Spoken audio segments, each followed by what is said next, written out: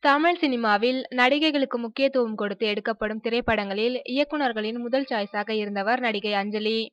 இவர் நடிப்பில் வெளிவந்த எங்கேயும் எப்போதும், அங்காடி தெரு போன்ற படங்கள் நடிக்க தெரிந்த நடிகை என்ற பெயரை அஞ்சலிக்கு பெற்றுத் தந்தன. தமிழ் சினிமாவில் முன்னணி நடிகையாக திகழ்ந்த அஞ்சலி, இடையில் நடந்த குடும்ப பிரச்சனைகளால் தமிழ் திரையுலகிலிருந்து காணாமல் போனார். மீண்டும் நீண்ட வருடங்கள் கழித்து தற்போது தமிழ் சினிமாவில் தனது இரண்டாவது இன்னிங்ஸை தொடங்கியுள்ளார் நடிகை அஞ்சலி. தமிழில் தற்போது ஜெயம் ரவியுடன் அப்பா டக்கர், விமலுடன் மாப்பிள சிங்கம், பாபி சின்ஹாவுடன் இறைவி போன்ற படங்களில் பிஸியாக நடித்துக் கொண்டிருக்கிறார்.